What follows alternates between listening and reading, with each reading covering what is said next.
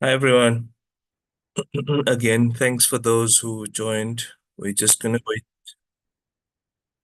just a moment or so, um, just to get a couple other people who are joining to give them a moment and a chance to get in. It won't be too much longer because we do want to get going. And we have, thankfully, so far in the series, we've managed to keep relatively well on time.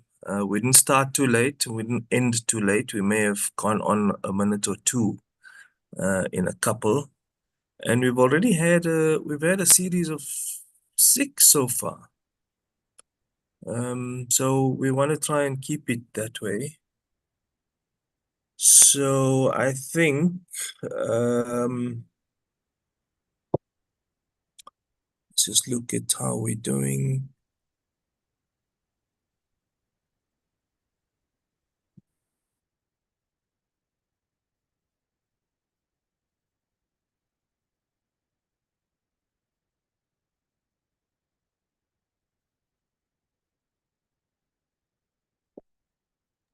All right, I think it's 3 minutes past 10. We should get going. We have always given it a minute or two. Today we were a little more generous. We've given it an extra minute to get going. Thanks again, everyone, for joining us, and good morning. As you well know from the theme and the title, we are discussing this morning South Africa's foreign policy and international relations.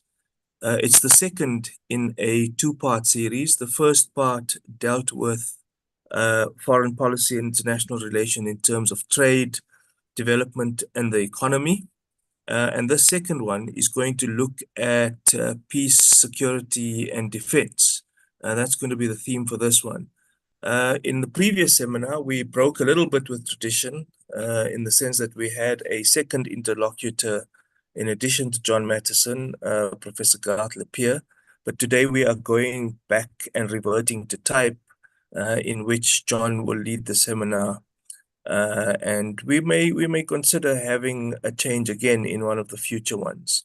As you probably all know, the series is devoted to investigating and talking about the question of the relationship between democracy and development and democracy, and the kind of things we need to do in order to put South Africa on a much greater growth path. Many of these old seminars are available as recordings online. Defend Our Democracy will happily share those links, and they are available in one repository. Uh, so all of those are available, the recordings are available, and you can obviously catch up on each of these. So with that, a few ground rules before we really get into it. Many of you are familiar. We try to keep muted, not because we don't want people to participate, but simply to block out the background noise which inevitably happens. That is not to discourage participation. Please feel free to use the chat, but also to lift your hand, and you will have an opportunity to unmute. As you well know, we also spare time towards the end, and a fairly generous chunk of time for discussion and debate and perhaps questions. But feel free in the chat to place those questions. So the mute button is not to dissuade participation, merely to keep some and limit the background noise. Firstly. Secondly, let's try and keep our videos off. John and I will keep ours on as we are speaking, but for the periods in which we're not, it will obviously be switched off. And that's obviously to save bandwidth and to keep the connection for everybody stable and to keep the recording going relatively easily and smoothly. So please just, when you are going to speak, you are recognized to speak. If you feel, please feel free to switch on your camera and then switch it off. It would be nice if we can just see who you are. So in terms of ground rules, we do encourage participation. There'll be a question which will be put in the chat, and please interact with that. That question will be formulated and posed to you. Um, Feel free to interact with that. And with that, let's get going. Not a cautionary note, but just a little disclaimer before we begin. You know, these topics, and it is an election year, so things get heated. Uh, Everyone has their political predilections, and of course, Defend Our Democracy is here to encourage that kind of thing. But it is not to engage in insult or to get unreasonable. So we are in an era and tensions are high and so on, where it's not just election season, but the situation in the Middle East can often inflame people's emotions and sometimes even inflame behavior. And let's just try and be reasonable. Everyone's entitled to a view. You can have a view, you can express it, but mischaracterization of even descriptive or analytic statements and to attribute those analytic or descriptive statements to someone supporting one or other side is a bit misplaced. But nevertheless, let's be reasonable. We don't want to discourage debate. In fact, on the contrary, we want to encourage it, but we want to encourage it in a way which is not going to behave and mimic the way political parties are going to do in the election season. And with that, let's kick off. So, as you know, the theme for today, South Africa's foreign policy with regard to peace, security, and defense, the second in the series. It will be led by John Mattison. John Mattison has been leading the entire seminar series. And as you know, the theme is about the relationship between democracy and development. There's very interesting seminars of the past which lead to what policies are required for job creation and so on. John has a lot of experience, having been editor and it being senior editorial positions in several newspapers. He's worked internationally in Afghanistan, in Iraq, but also spent time in the US, most importantly at the University of Chicago, in which he was, in fact, looking at the relationship and the development of developmental states and the relationship or not between democracy and development. So he spent considerable time on a fellowship at the University of Chicago looking at this. So is, I think, well placed to lead us in the seminar series. Of course, what he doesn't say a lot of, but is one of the, not a claim to fame, but something that we know John did, is he prepared President Mandela for dealing with the press when he came out of prison and how to deal with the media and so on. So, John, over to you, and thanks again. Thanks, Defend Our Democracy, and thanks, John, for leading our seminar. Over to you. Thank you, Ibrahim. Good morning, everyone. Yeah, I've been thinking a lot about this. I thought, well, this time the theme of the series is towards a new vision for South Africa. How do we get things back on track? Because we obviously know that a lot of things have gone off track. And I thought, well, now we're going to be talking today about foreign policy, not the economic side. And I thought, well, that's going to be a fairly sunny discussion because we've had some great successes in the last year. And then I usually work through most of the night before these events, and I started returning to my reports, the government reports and my files on the SANDF, and I'm afraid that part of it doesn't look so good, and we'll have to address that. But the SANDF is, but before we get on to that, I want to just briefly recap and put our foreign policy into context. The theme of this series is to find the levers that will turn South Africa around, starting with job-creating development, because we're currently lagging behind most countries, even in Africa and even in Southern Africa, in joblessness. Despite the fact that we're the most industrialized country in the continent, joblessness in South Africa is a real crisis. I think you all know that. But I argue that the key to creating jobs is there to be applied, and that we have the potential to turn things around dramatically if we have the political will. And that's why the more the public are involved and informed, the better, to put pressure on our politicians. Now, and among the examples I look at is there are now many successful countries. Of course, you know about the African ones, of course, but the Asian ones, of course. But actually, what people are less aware of, develops in South Africa is that a number of African countries have been studying Asian successes in Japan and China and elsewhere and applying them in Africa and being successful. So we know it can be done. We're not going to talk about that today, but if you missed the earlier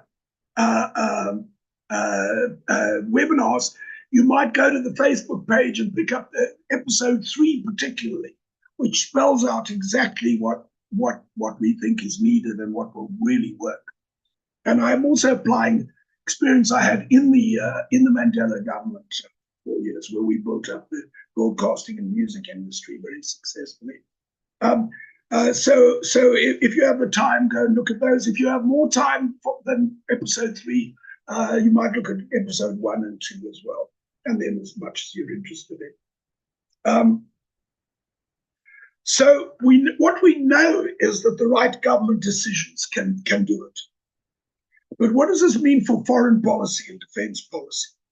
I'll start with our successes. You know that President Ramaphosa presided over the BRICS conference late last year that agreed on a significant historic expansion, though it's of course too early to know what effect that will have.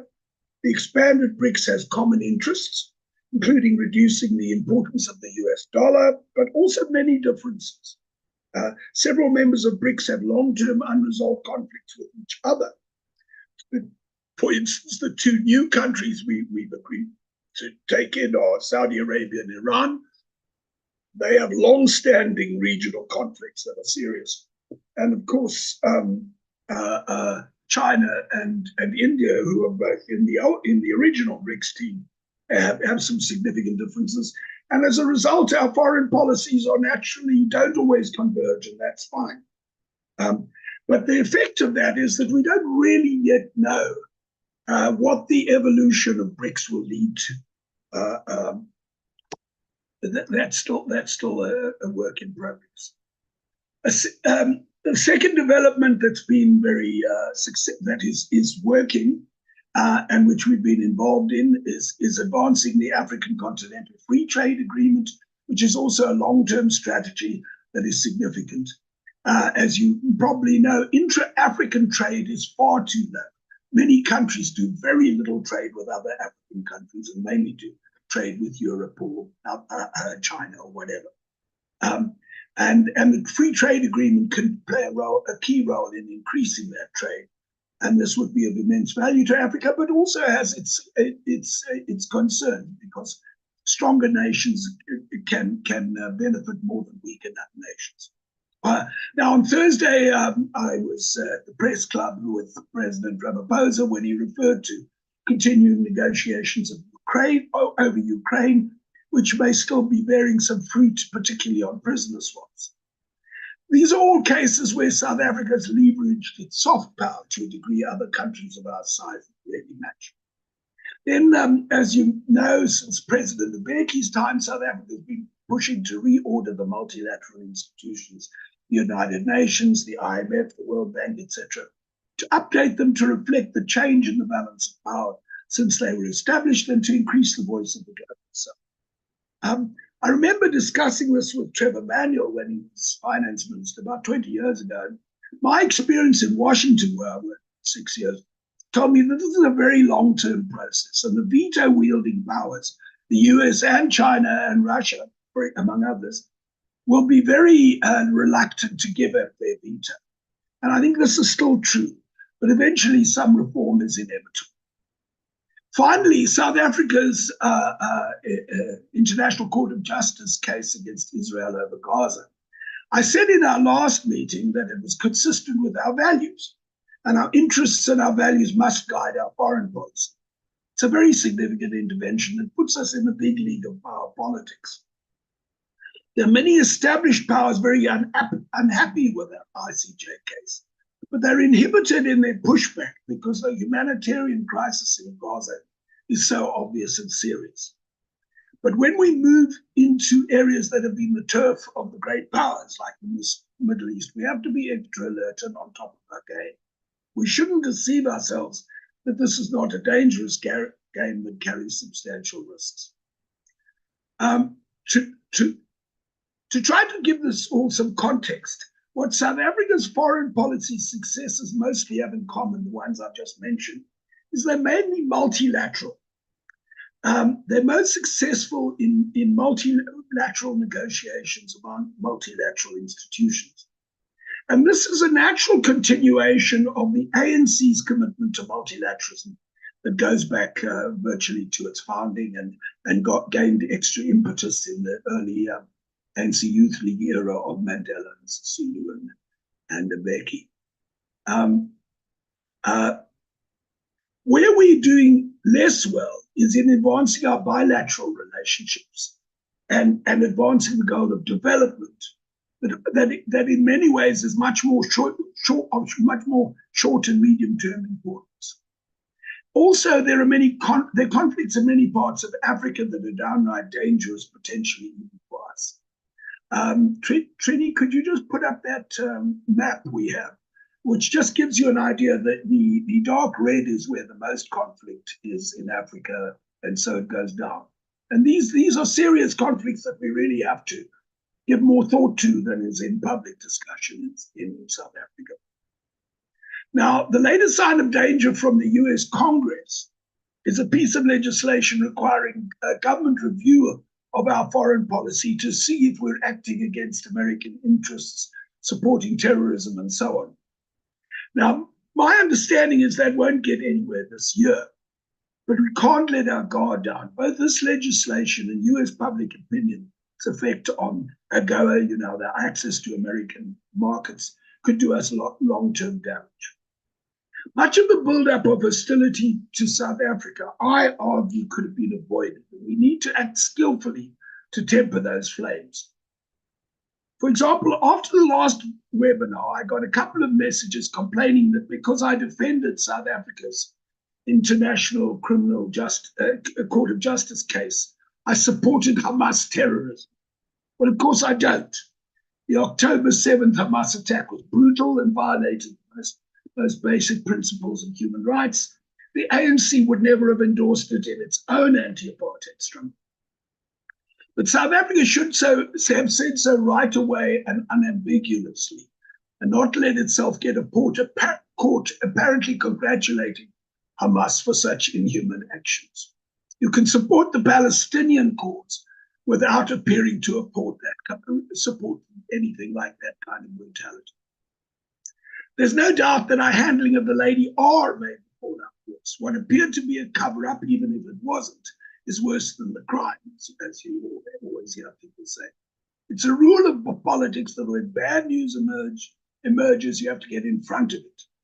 I don't know anyone who can understand why all that time was needed, let alone a judicial commission, to answer the simple question, what was loaded on that boat?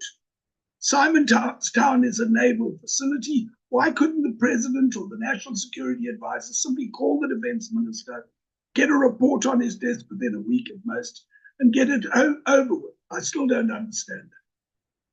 These mistakes may very possibly cost us jobs, and they can be avoided. Part of the government's attitude to Russia seems to be tied to the old idea of the Soviet Union and Russia's membership of BRICS. But Russia is a very different actor in the modern world, in Africa, from China. And other BRICS members like China and India have no hesitation in protecting their own trade and other interests, even against fellow BRICS members. South Africa's trade with Russia is less even than our trade with small European countries like Portugal, Belgium, and the Netherlands each. And those exports create more jobs for South Africa because they're high-value added goods like cars. The Russian government has just announced that the African Legion, its military force, which was formerly the Wagner mercenary group, will operate in Libya, the Central African Republic, Mali, Burkina Faso, and Niger. And there is speculation that Chad might also become involved as well. In fact, almost all of the pro-Russian military forces that staged coups in Chad, Burkina Faso, Mali, and Mali were, you may be surprised to know, were trained by US Army forces to aid their governments in fighting Islamic terror. there's a case to be made that each time the US military engaged in Africa in the last 20 years on its so-called war on terrorism, it's made matters worse, leaving its trainees with expertise and weaponry to turn against both America and their own governments. None of this is good for Africa. Russia now effectively runs at least one African country, the Central African Republic. And ECOWAS, the West African equivalent of SADC, has been broken up by these coups that I've just mentioned. Now, none of the countries involved in coups was invited to this week's Moscow Anti-Neocolonialism Forum, which I think, you know, is notable for us, because as you know, Fikile Mbalula is in Moscow attending it. And I'm not sure there's been a sober analysis in South Africa about what we mean by neocolonialism, whether it's possible to be a neocolonialist if you're not from Western Europe. China operates in a very different way. As you know, China has not been at war since 1979. It looks after its interests meticulously, but its main focus is development. And I think this is an important distinction for South Africa. Their foreign policy is strictly guided by development. The development plan made in China 2025 is an integrated foreign policy strategy to advance Chinese business, and they implement it. We need to account for these key differences in our foreign policy. And under Vladimir Putin, the most important opposition political leaders and journalists have died violently and mysteriously. Often the weapon is a poison only the government has. And yesterday, as you may know, the most important Russian opposition leader died in prison, Alexei Navalny. He'd been poisoned, but survived because a commercial airliner plane he was on and got him immediate treatment. He returned to Russia and was immediately charged in court, given a long sentence. A few weeks ago, he was shifted in the middle of winter to the Arctic Circle, and a few weeks later, he was dead. Surely the violent death of opposition leaders is antithetical to South Africa's values too. China's engagements in Africa, on the other hand, are quite varied. I'm sure it exploits countries that let it and even pays bribes, but China has been a fundamentally peaceful country with a hefty focus on stability and development. It's much more important than Russia.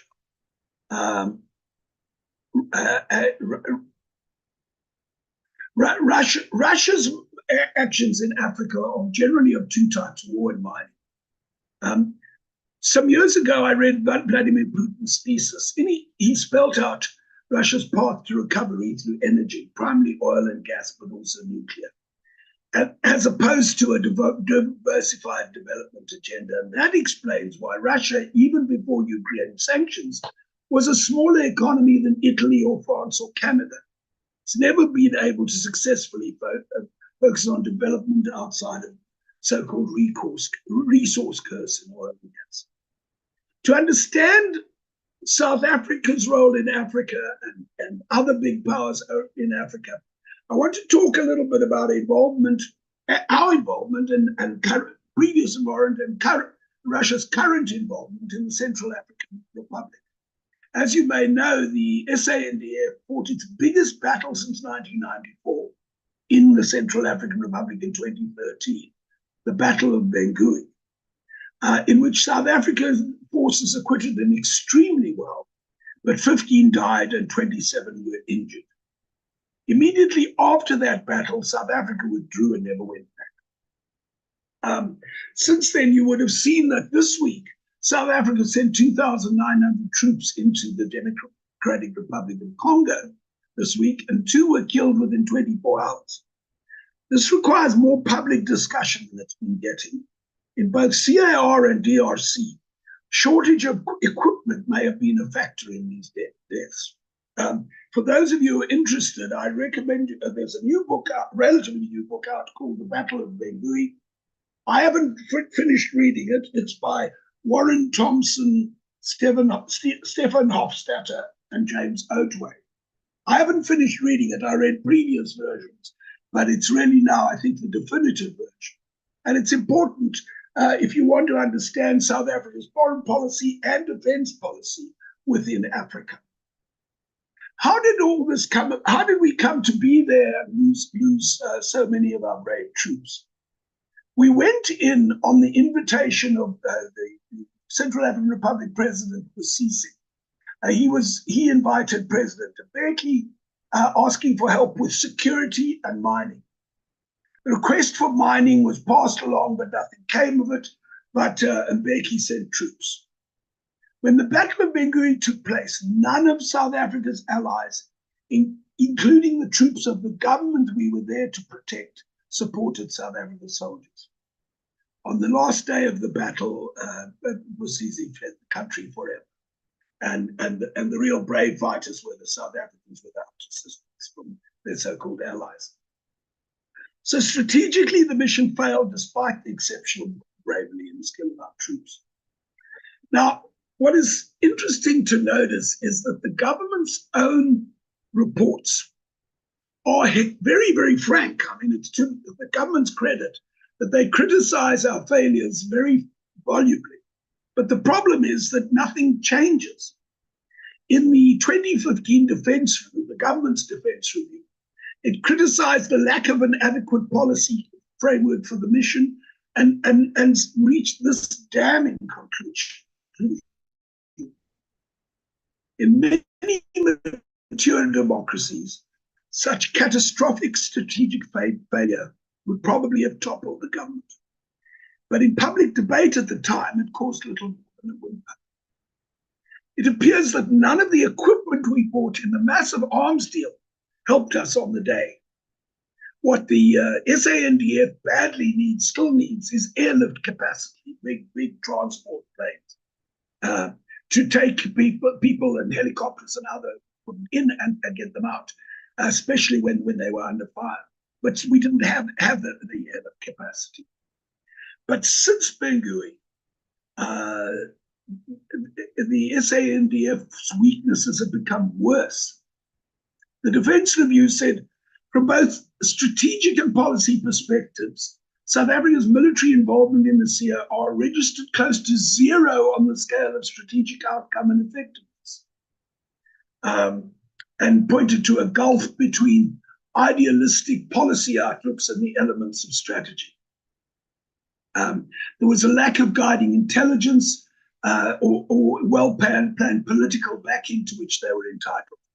They criticized the fact that if we just had drones, even cheap drones like they use in Ukraine, some of them off the shelf even, it would have given us the intelligence we didn't have, but we didn't have air cover to give us that intelligence. The purpose of South Africa's being there was to train the government forces. And the government forces also never assisted South Africa when we came under the attack. South Africa had been training them for 6 years, and they played no role when asked to do battle against the rebel.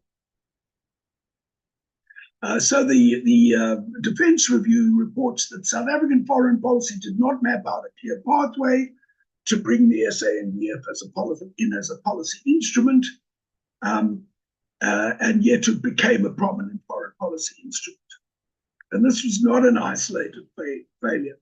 The review concluded the Defence Force is in a critical state of decline. This is 2015, and cited the inability to meet current standing defence commitments, and left unchecked, this decline will severely compromise the defence capability.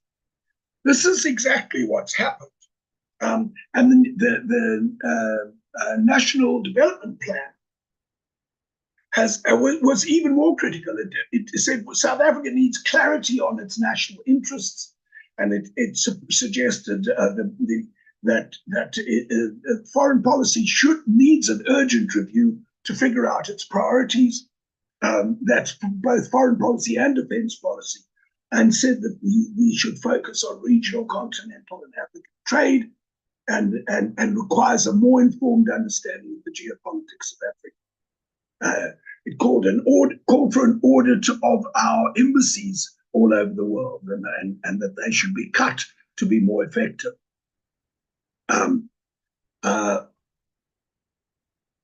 Now, as you know from the arms deal, there were 26 Gripen fighter jets, 24 Hawk jets, trainer jets, 30 light utility helicopters, 4 corvettes, and 3 submarines.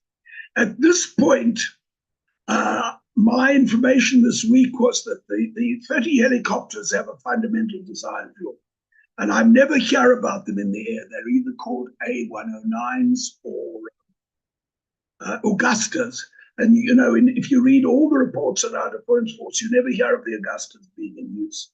The 3 submarines all need repair. The 4 corvettes, I think one may be working. Of the 26 Gripens, I think there are only a couple still flying. Half were put in long-term storage years ago. And if you think I'm being overcritical, the Defence Minister, Thandi Modise, disclosed that a staggering 85% of the Air Force's aircraft fleet is out of action. Last year, only 2 of the 26 Gripens and 3 of the 24 Hawks were available. Arms Corps said in its annual report that the local industry is standing at the edge of the abyss. So, so I think you get the point. But what is disturbing is that nothing no action has been taken. What happens every year is that the Defence Force has to go to Parliament, and they go to Parliament for their budget debate, and they say we can't maintain our equipment, basic equipment, because we need more money, and that seems to sort of be satisfactory. Sorry, let me just get rid of this. Sorry. We need more money, and you hear that from the Defence Minister, from the Director General, and the heads of the military. Then you get the Treasury coming back and saying we don't have more money. The budget has been cut considerably in the last 20 years. The trouble is nothing changes. So in other words, what you have is the Defence Force feels comfortable because they've explained themselves. They blamed somebody else. And the Treasury seems comfortable because they've said there's no money and they've protected the Treasury, which is their job. But nothing changes. So the fact is there's got to be a massive change.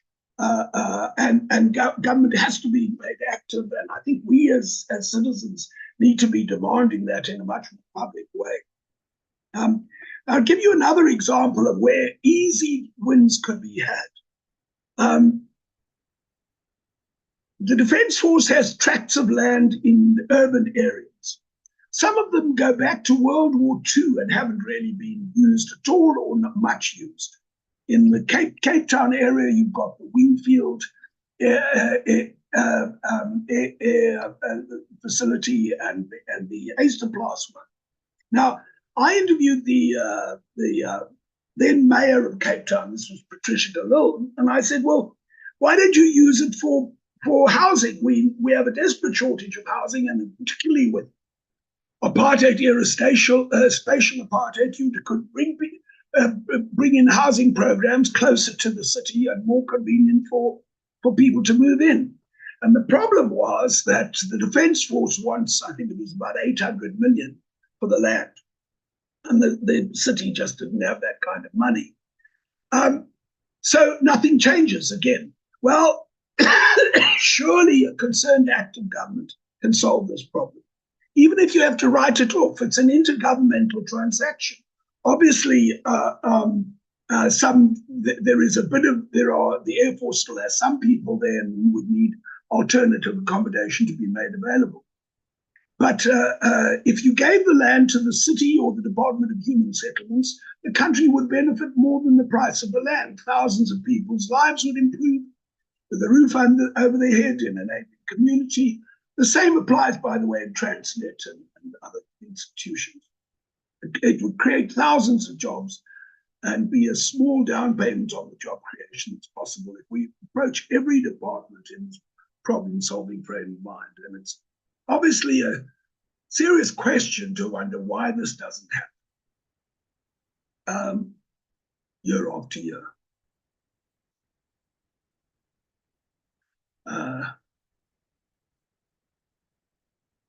So that accounts for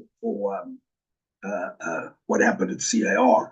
What happened then was Russia came in, and Russia, well, this was the Wagner Group when it was still a mercenary group, and they decided, it was run by Prigozhin, you know, the oligarch who was killed recently, and he came in with Putin's approval, we now know, and his intention was to bring in security, but also bring in take advantage of the mines, take control of mines, and that's what he did. So what had initially been suggested to South Africa was not taken up, and I'm not saying it should have been, or unless there was an honourable way to do it, and there might have been. But the Russians stepped into the breach, and the effect has been that through various changes of government, Russia is so powerful in the Central African Republic. They own the mines. They put in a Wagner Group person as the chief security advisor to the president. They run the media. Media is controlled and censored. They own it. And so to all intents and purposes, Central African Republic has been colonized or neo-colonized. And I'm not sure that that's in our interests either. Now, as to the Navy should be stopping illegal fishing. And in fact, when the arms deal was done, it was said that this would be one of the things that would be done, but it hasn't.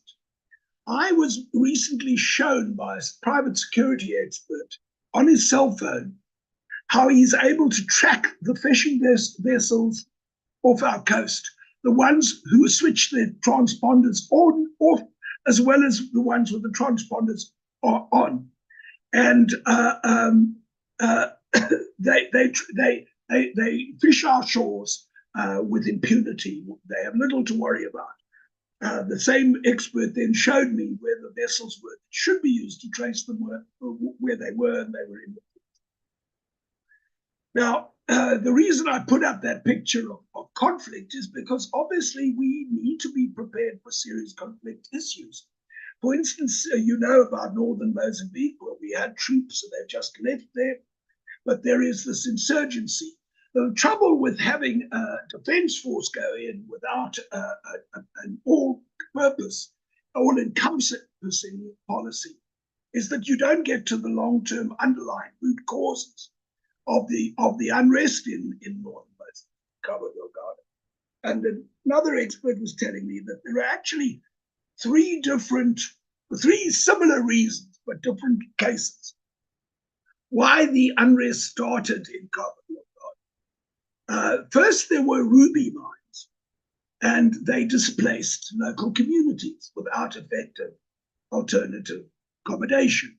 Then there was a coal mine that did the same. And now, of course, you have Total, the French oil company, which is drilling for oil and gas off the coast, and they've moved people too. So as long as all you're doing is providing military, you're not solving the problem. The other thing is that, again, this is not discussed enough in our debates in Parliament and in the media.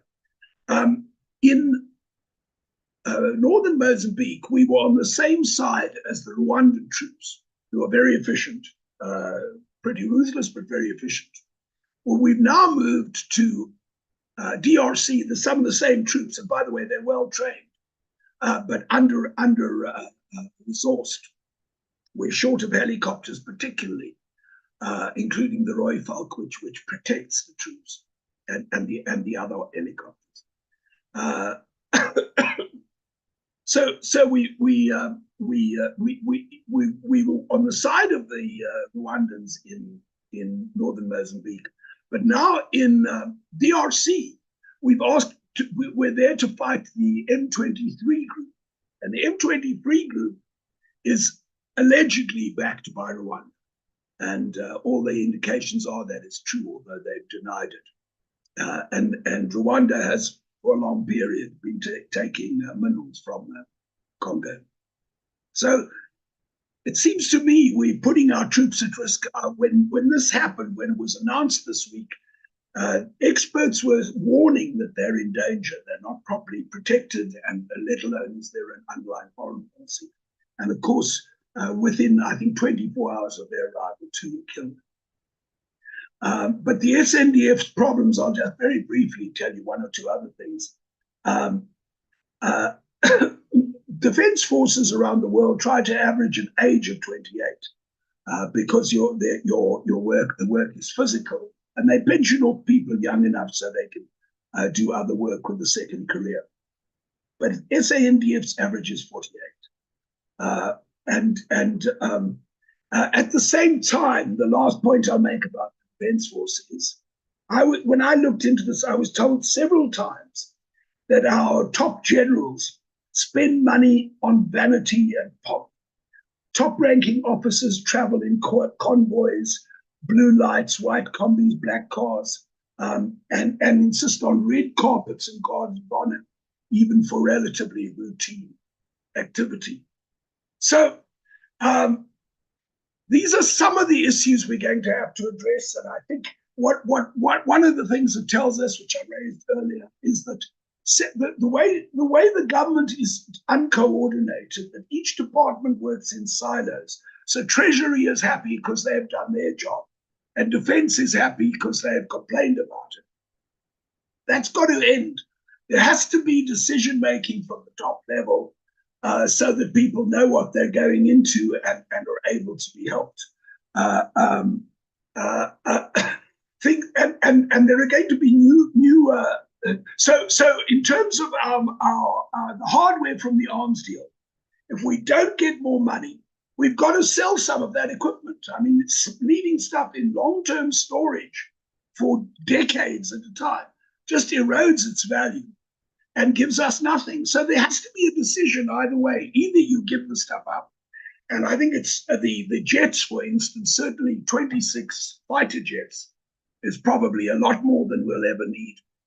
Whereas a much more utility equipment like large-scale cargo planes and so on are in great need. You know, we have, I think there's 4 C-130s that are 60 years old. They were bought in 1964, just before the apartheid era sanctions hit, military sanctions hit. And, you know, there is some effort to replace them at the moment, but the trouble is there's no money, and so this problem drags on and on. So we've got to do something about those. The submarines, clearly, a similar thing, possibly the corvettes, although I've heard diverging views about that. And certainly the helicopters, what are we doing? We got no... were we able to get our money back? I very much doubt it. I don't even know how hard we tried. So this year, the election campaign is heating up. We need to prepare for cyber attacks. There's already evidence of extensive efforts on social media to manipulate South African opinion. But we also have to be concerned at the fact that foreigners are funding elections. I mean, the Russian oligarch Viktor Vekselberg has, he's in business. He has a manganese mine in South Africa, UMK, in partnership with Chancellor House. And they were the main funder of the ANC last year. Well, I would argue that our parties need to be better funded by the state. But certainly, and I learned this from my work both in regulatory broadcast regulation in South Africa, but also in the United Nations, in Afghanistan and elsewhere. You've got to, the key way that corruption happens in any democracy, and South Africa is getting worse, is through campaign funding opportunities. The parties are desperate for money. They'll take it wherever they can, and the laws need to be tight, and there need to be alternative methods of getting legitimate money for political parties. How South Africa handles these issues I've raised will determine whether we keep our sovereignty, because all of these things determine whether our future is decided by South Africans or we allow somebody else to decide for us. Ibrahim, I think I'll stop there and see if we have some comments. Comment, questions? No, there is one, but that's a sort of partly a process question, John, but worth noting for DOD from Kenny Mabasa, which is about periodizing, perhaps periodizing the approach to understanding foreign policy and international relations. Because it appears as if different presidents have had different sort of interest or priorities, put it that way. There's a second comment which I'll get to, but I see the two hands. There was Chetza's hand, and then there was Professor van Niekerk. Anthony, do you want to come in? Ibrahim, good morning. Good morning, John. Thank you very much. I hope you can hear me? Yes. Yeah. Thank you for that interesting and important overview, sketching the terrain for our foreign policy, our defense policy, or I call it national security policy. I think as we discuss these issues and put our finger on the problems that we experience, as you have pointed out, when the battle for Bangui happened, 15 soldiers died. I was asking myself, they died for what? And President Zuma at the time, not Mbeki, received them at Waterkloof and said that these soldiers died in defense of our national interest, quote unquote. Now we have soldiers dying in Goma or Kivu, Eastern DRC. You question the defense experts ask whether the security and defense force decision makers have done their homework properly when SADC decided to deploy a mission to the DRC. So we're moving out of Cabo Delgado, Samim is drawing down, and we are redeploying, as it were, soldiers to fight a war. It's peace enforcement in the Eastern DRC. And have we prepared adequately? Because South Africa leads many of these missions simply because we have more numbers, more equipment. It sounds ironic, doesn't it? But we have more of the stuff that is needed. Sure. And yet I think we are making some fundamental errors, possibly. So for me, the decision-making around deploying to a mission is critically important. And I think what lies behind this is the perilous state of our security sector. It is weak. It has been weakened ever since meta corruption or grand corruption or state capture kicked in, deliberately so. So and that's the other point I want to make is I don't think as South Africans we are able to think conceptually about what it is we have to do with our security, whether it's inside or in the region or continental or even more broader. And so we don't have, for example, a national security policy framework in place, although the politicians, the ruling party promises, neither is there a strategy associated with such a policy framework. And why is this important? Such a framework tells the security sector, what is the role of defense domestically in the region and further afield? What is the role of intelligence? And there it gets very complicated because there's a bill in Parliament as we speak to de-establish SSA and to re-establish a civilian intelligence service, which needs to live close to prime intelligence and defense intelligence. And what is the role then of the National Security Council? Is it equipped, capable, strong enough to give direction? And if the Defence Force says, but we don't have money for strategic air support, whether you want to evacuate casualties or whether you want to provide air cover as mortars come into the camp, then the National Security Council must say to Cabinet and to the Department of Finance or the Treasury, this is in the national interest that we spend money on these things. I don't see that happening very well. I also want to say that security sector that is in turmoil, in my view, not only defense and intelligence, but also SAPS, Home Affairs, and the Border Management Authority. And maybe let me conclude by with the problem that I see, why we haven't worked out these issues. One of our foreign policy objectives in the continent is to promote the free trade agreement, the ACFTA. The ACFTA will call for the free movement of goods, services, people, etc. The Border Management Authority says, we can't do that. We can't have the free movement of people because our borders are in trouble. Our policymakers do not seem to be integrated and talking holistically about our foreign and security policy problems. And there, I think there's a lot of work that needs to be done. I don't quite care who takes over the next administration, whether it's a coalition or a full-on ANC victory.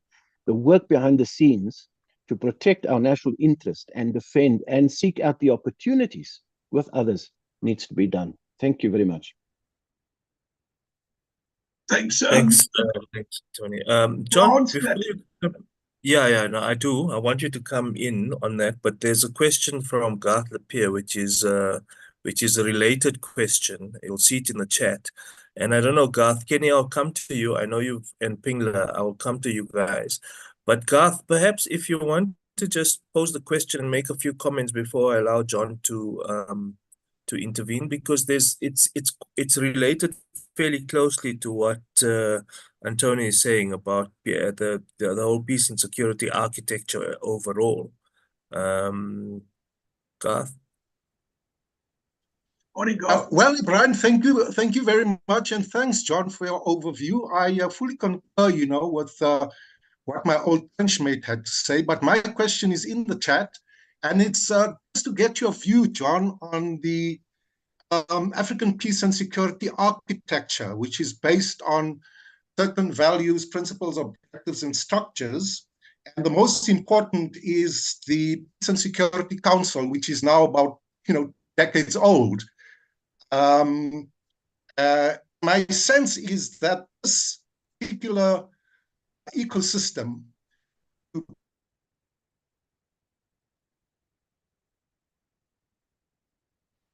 which is, targeting resolving conflict, and I would imagine that silencing the guns must also be a very important objective of the APSA. My sense is that it's largely ineffective, and the question is why. So I'd like to hear your views, and if my old trenchmate, Professor van Niekerk, could come in, he's got some weather-beaten wisdom about these issues. Thanks. Thanks, John. Go ahead. I just wanted to add something quickly to what Antonio and Garth are saying.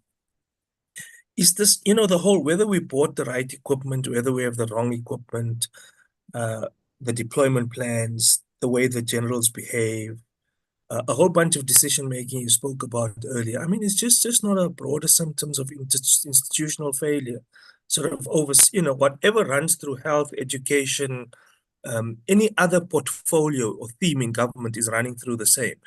Fundamental breakdown of oversight and supervision. No one is knowing why they're doing something and on whose command in this particular instance, to use the language of this cluster.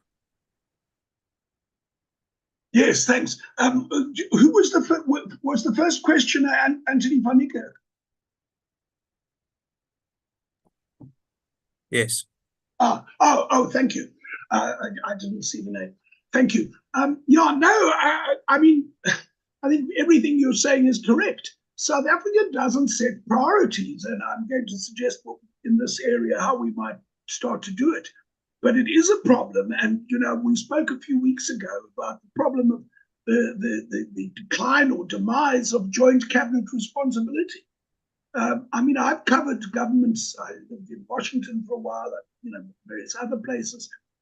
You expect the president to take decisions to resolve conflicts between ministers and be decisive.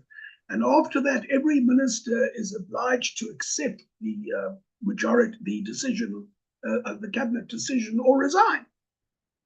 But here that doesn't happen. You have, we see it most notably in energy, where the 2 or 3 ministers are pulling in different directions. And of course, that's true throughout the government. And the whole point of this series and the work I'm trying to do is to try and jolt us into realizing we've got to change that. It's a fundamental problem and it needs fundamental change. And the key issue is priorities. Now, when you come, and of course, the fascinating thing is the criticisms that I've been hearing that Anthony made and the ones I made are all well represented in certain government reports. Our key government reports, very frankly, say this is ridiculous, it's a mess, it's reaching cataclysmic proportions and it's got to change, and then nothing happens. So it really is hard to find any other way to explain it but an absence of leadership. Now, as to the priorities we should set, I would argue, I put up that map of conflict in Africa to make the point that Africa has, serious opportunities, but it also has serious risks. And for me, it would be a priority to start with the countries closest to us. I mean, that's why I talked about Cabo Delgado. Cabo Delgado is not a pure military problem. It's getting stronger. The opposition is getting stronger there. Likewise, in DRC, M23, according to the reports, is much stronger and better organized and armed than they were before. And that's why people were predicting that our soldiers would be in harm's way and get injured. And it happened so quickly. So I would argue that, we need to take care of the countries near us first and then decide how much further we can go. But it needs to break down the silos between departments, and it needs what the National Development Plan called for 12 years ago, that we get together and form a cross-department strategic plan that makes sense, and so that you don't just send the military into harm's way with nothing else, and then after a few years take them out again, and then find that they don't have the right equipment.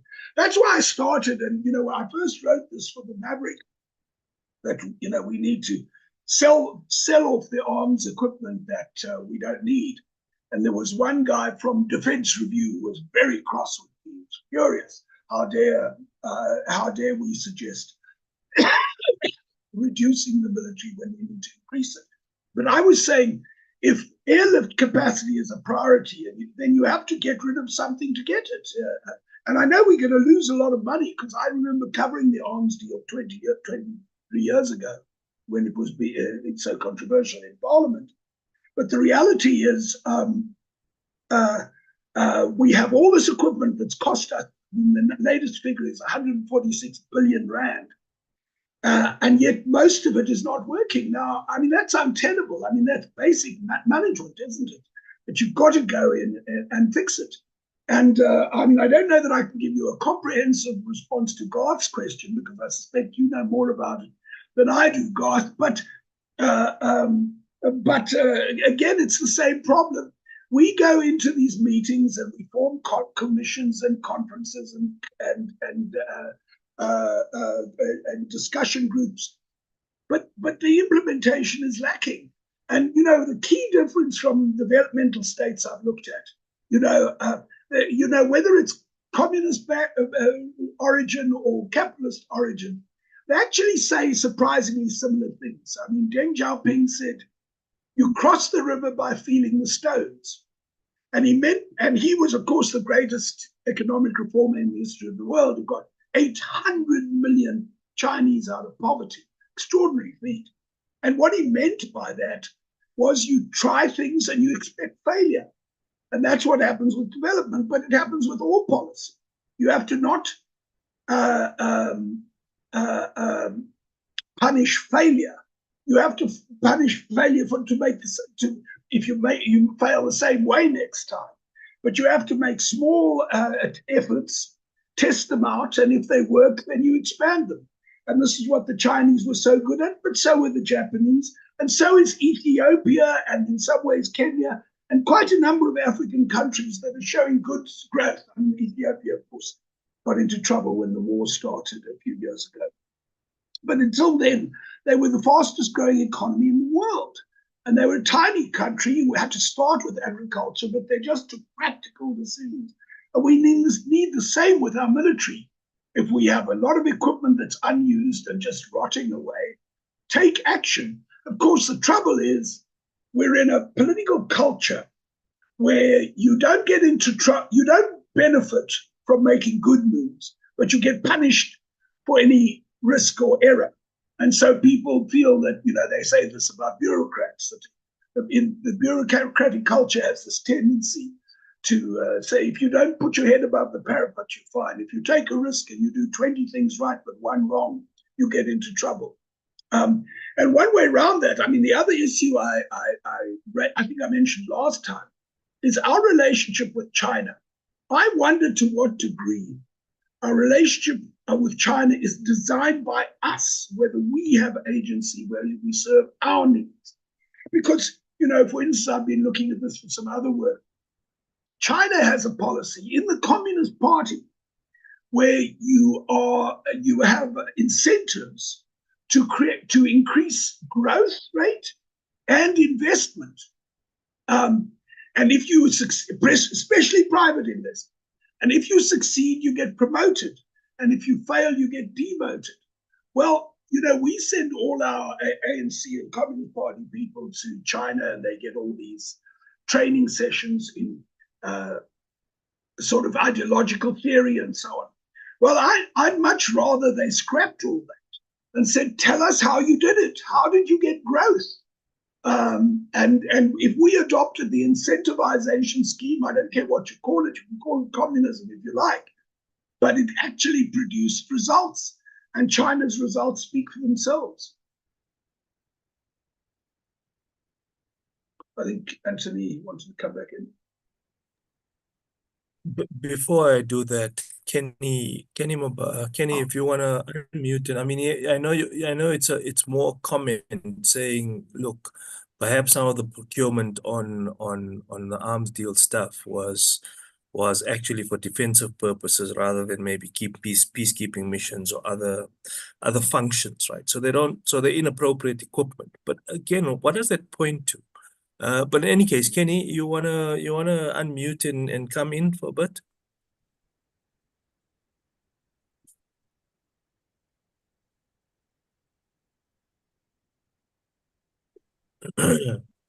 Kenny? No? Can you hear me? Yes. You were very faint. Okay, now better.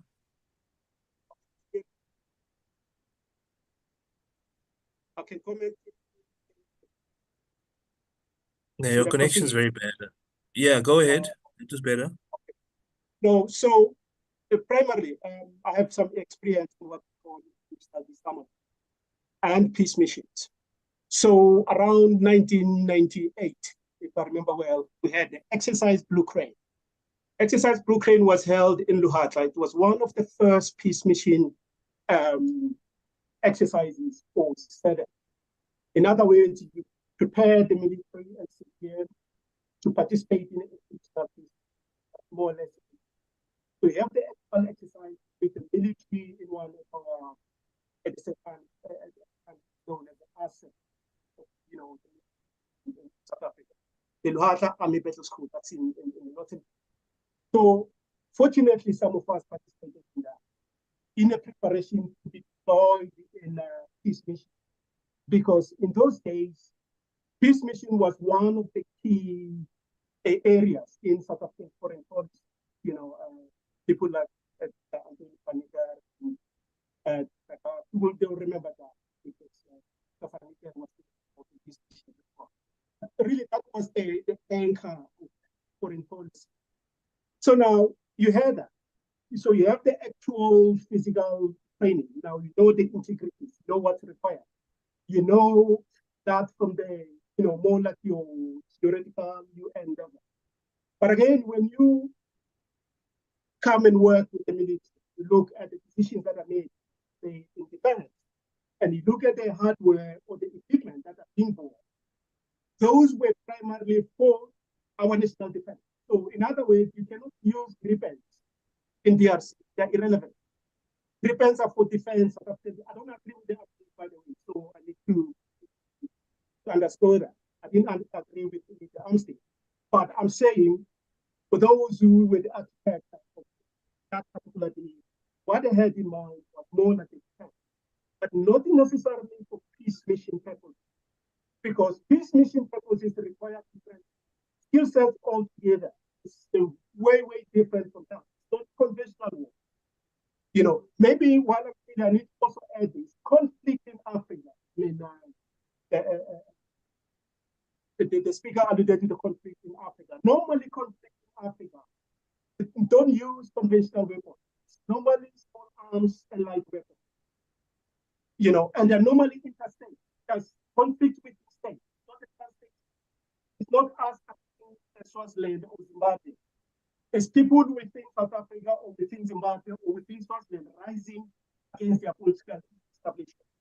Hence the notion of using the small arms and light weapons. So even the intervention, you cannot intervene using conventional weapons because they're not geared for that. I don't know if that makes sense. That's what I'm trying to do with my. Yeah, we got you, Kenny, on a roundup because your connection's really bad. But John and John, Anthony, you guys want to come in again? If you don't No, mind, Ibrahim, Sorry? if you don't mind, I'd like to say a word about APSA.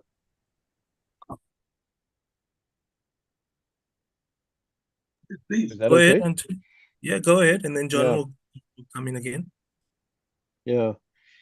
I'm just reflecting on on Garth's question about the African Peace and Security Architecture, APSA, the continental structure. And I want to say that what APSA must do and the problems it faces is similar to our defense, our security sector, and what we think it must do and how it ought to respond. If we don't have a smart understanding of how the world is changing in front of our eyes, we won't be able to say to our defense force generals, go and do ABC in country B, and then come back and deploy somewhere else. Now, I was triggered about the APSA when you showed your map, John, of the conflict areas, or it's called political violence. It's slightly out of date. You must update it. It's worth the exercise because you must put Sudan in red. You must also put Somalia in red. You must also put 3 countries in West Africa in red. In fact, so as the world changes, we understand that violent extremism as a form of terror is not going away. In fact, the UN calls Africa the epicenter of violent extremism and terrorism today. APSA is not geared or designed to respond to this kind of challenge. Secondly, as world order is beginning to be recalibrated and we see the emergence of multiple power blocks who are all interested in what Africa has to offer now and in the future, we have to ask whether APSA is the right design. The war in Goma is about those mines and those rare earth minerals that the advanced economies need to make sure they produce EVs and smartphones and everything else that comes after that. And who are we fighting? Our soldiers who died this week, what are they dying for? So we have to, first of all, philosophically and ideologically work out what is it that we are being challenged with. And then secondly, is APSA the right construct? I think it is not. Every so many years, there's an APSA review, but it's done in-house, and I think it doesn't lead to much. And let me point out, Ibrahim, that the AU is able to keep APSA afloat by paying salaries and maybe some decision-making structures. There's a peace fund and an early warning system and et cetera, and mediation and so on. But it doesn't have money for operations. And where does the money come from for Africa to undertake peace building, peacemaking, peacekeeping, post-conflict reconstruction? It comes from the Europeans. It comes from the EU. The very same EU that is saying that it's on the side of Israel when it comes to acts of let me say war crimes, crimes against humanity, possible genocide. How do you then politically and ideologically cooperate to make sure that ABSA works in the interests of the citizens of the continent? And there, I think we have to do a bit of extra work. I was saying to somebody on the chat just now that how do we do innovative thinking? For me, innovative thinking is not to ask the soldiers and the generals to redesign their own equipment, their own structures, their own constructs.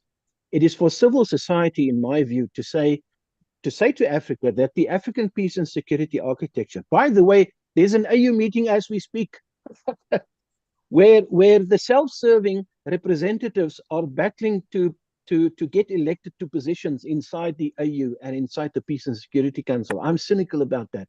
Civil society must tell the AU, the ABSA and AGA, the African governance architecture, the way that we want to promote development, democracy, and human security, we want to participate in that decision-making. It's been taken away from us. Let's go back there.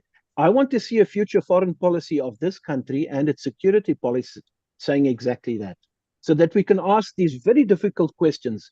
Our soldiers are dying in Goma. Who are they dying for? Thank you. Thanks, Anthony. John, there's a related question from Zandile Motse about civil society, but I'll let her come in after you come in, John. John. Yes, no, thank you, Anthony. I mean, I couldn't agree with you more. For me, it's all about African sovereignty, South African and African sovereignty. We need to control our own agenda and have our own agency. And my concern is, and of course, it's not unique to Africa. I mean, the EU also, all these multilateral organizations, they have a tendency after their establishment to develop a kind of momentum of their own. And so, for instance, people joining the euro who really shouldn't have because their economies weren't appropriate for it. But it's the fad, it's the thing to do, and everybody does it. And I have the same concern here. I think we have to go back to basics and think through the basic things we need. And I agree with you completely. Get away, as long as the AU is being EU funded, that puts us in a very poor position to make our own decisions. And I mean, I saw this. I was in the United Nations in Afghanistan, and it was quite clear there that when America wanted something, they would fund it. If they didn't want it, they didn't fund it. So it didn't happen. If they wanted it, then the EU would automatically say yes, and then the funding would come. But certainly with the EU, the AU, we should do a lot to get under our own steam. That's also why I have a problem with Zimbabwe's currency being the American dollar. It seems to me that takes away their sovereignty and makes it very difficult for the economy to recover. Yeah, I'll stop there for the moment. Zandile?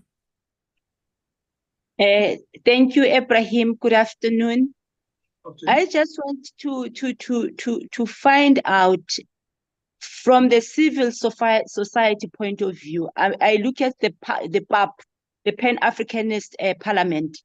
At what point can we as civil society come together in the continent and look at these issues together? I have taken just what the last speaker have said, that it's not about buying all these equipments for soldiers. It's about the civil society coming into looking into a innovation thinking. Now, I'm of the view, especially as a woman, that most of these conflicts, the women and children are mostly affected. What can then civil society together come together in the continent and start and looking into these issues. Thank you very much. Thanks, Zandile. John, I don't know if you want to take a couple others, or do you want to just tackle this one head on? Because we've got about 15 minutes. Okay, we'll take a couple more. Let's take a couple more. Then there's a couple other comments. Pingla, if you want to come in, I mean, I know you're saying that, you know, perhaps negotiations are possible in the DRC. Do you want to expand on that a little bit, if you can?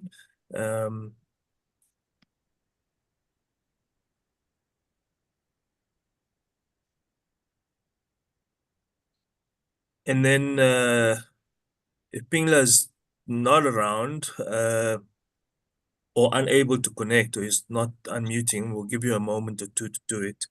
There's also different messages from, I hope I'm pronouncing this correct, but it's Gilla or Gilla de Vlieg. Who has a couple comments. Feel free to make those. And then there's one more which I'll come to. Pingla's back. So Pingla, if you're available and you can, just elaborate a little bit on your early comment, please.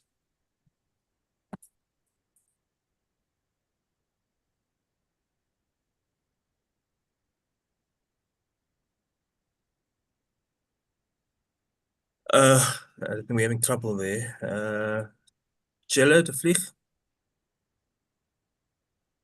Hi, it's Jill de Vlieg. Hi. Oh, Jill, sorry. Hi. That's fine. Sorry. To me, it seems as though we've just carried on from the apartheid system of how we run our country defensively. And we never really have sat down and asked ourselves, you know, who are we defending ourselves against? What do we really need in our country? And my suggestion is that what we need is a proper peace force that understands what a peace force is meant to do, especially when there is no peace to defend. We need a coast guard rather than a navy. We need really good helicopter pilots to help our citizens when they're in trouble, rather than a very fanciful defense force. And that really is my question. Is it possible still for us to review what our so-called defense is about? Thank you. Thanks very much. And then lastly, there's JJ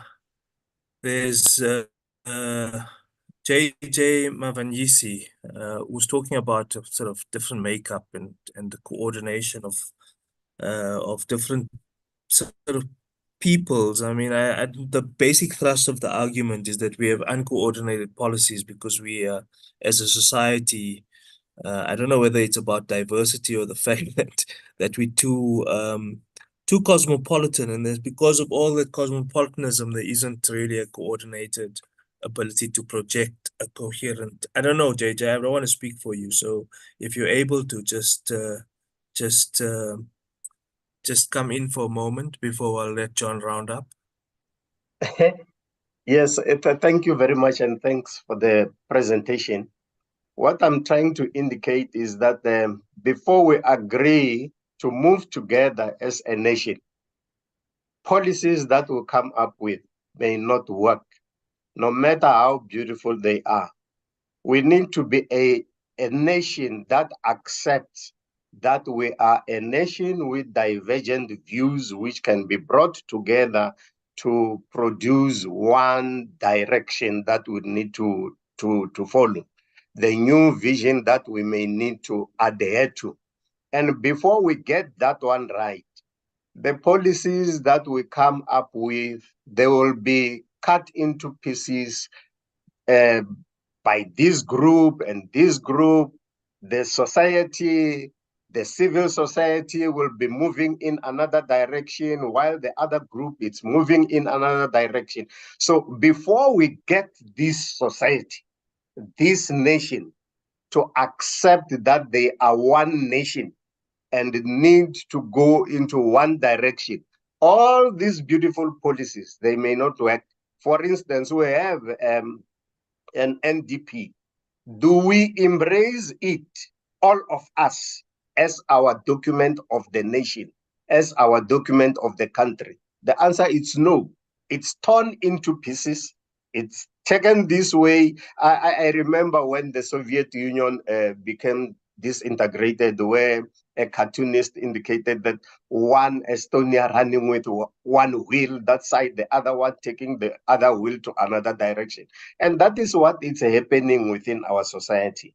Before we come together as one, so that when we say we are not happy by the soldiers being sent to DRC when they are not prepared, we must all of us understand what is it that we're talking about, this ill preparedness. What is it that we're talking about?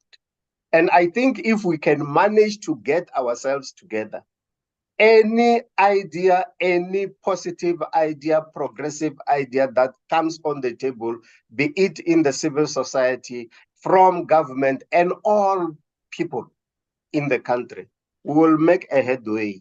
Otherwise, before that element, we won't move together. Thanks. Thanks. Thank you. Thank you. Pingla, are you back?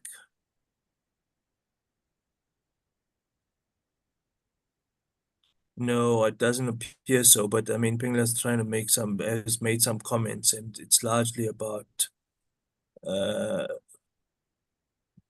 okay, she's driving, so the connection's poor. But I mean, John, I think you get the gist of the comments.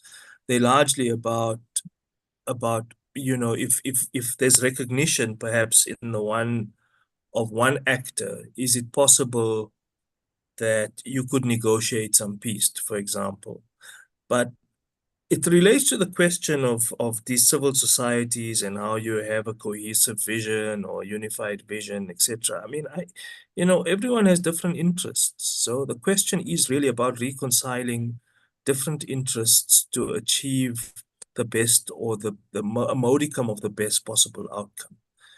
So you're never going to have this sort of coherent, everyone agrees and everyone's on the same page. The very essence of debate, of democracy, is about mediating those differences. How we do it is ultimately the question. But over to you, John. Thanks. Well, you know, just on that point, I mean, it seems to be a global problem of lack of political leadership when you look at America or the United Kingdom or many other places, certainly South Africa. We just seem to be in a period of very weak leadership, but it's hard to be sure what to attribute it to. I mean, obviously, I think our electoral system doesn't help us, but other people have different electoral systems.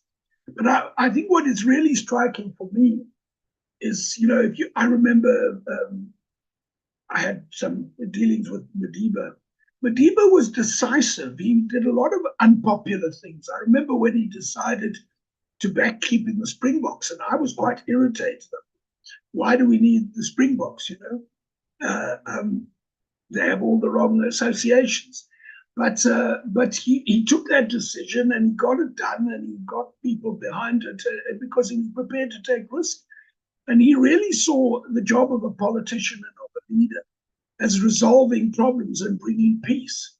And so he was prepared to be, he thought hard, he thought carefully, and he was decisive.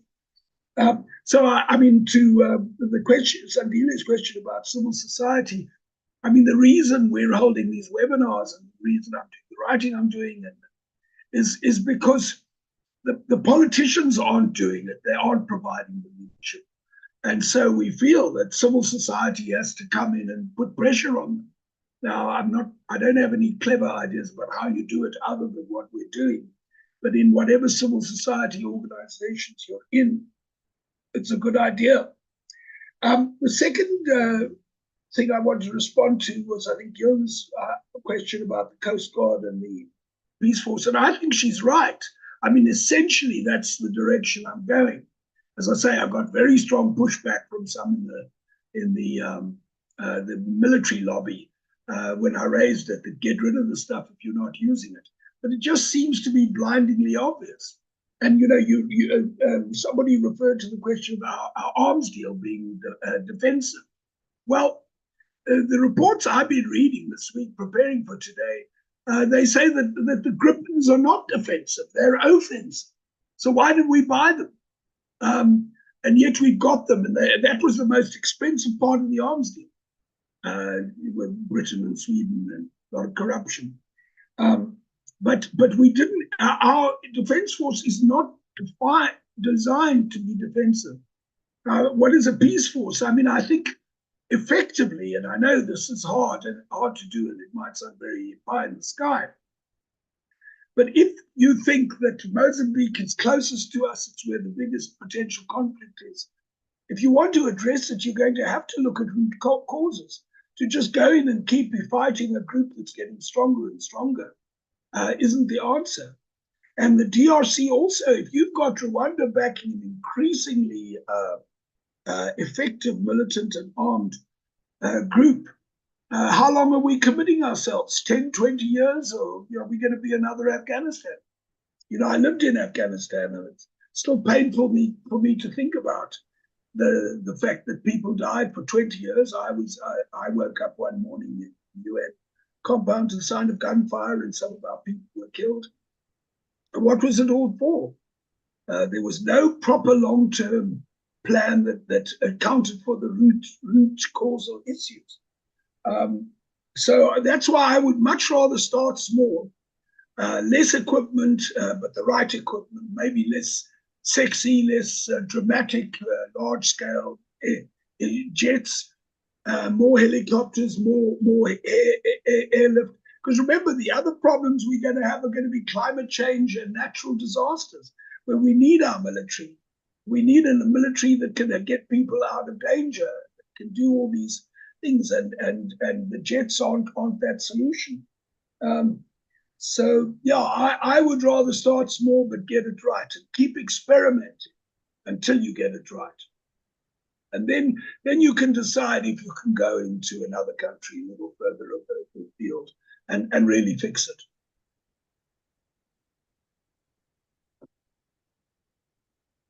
Any other comments? We're on 11:30. I'm going to give it additional few minutes as we generally do, but we do keep the time. Anyone else? Any last takers? I mean, John, it's prudent to say now that we got stuff we should have sold, we should sell it, especially if we're not using it. Two questions arise. First, the more fundamental one is, why the hell did we buy this stuff in the first place?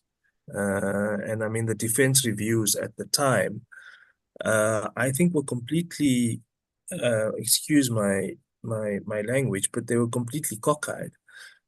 I was the young researcher at IDASA then, and we did a lot of work on the portfolio committee, the oversight committee of Scopa and others into why this arms deal was necessary. And we were arguing why.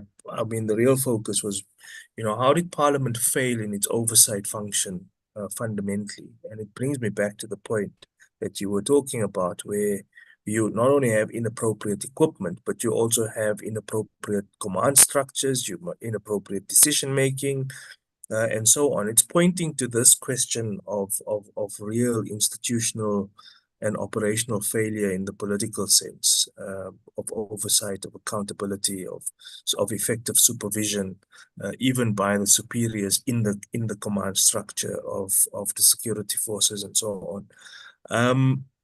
Any other comments before John rounds up and makes a few last things? Remember, the next seminar will be on a related theme, not as close to this, but will again reflect the question of political priorities and so on.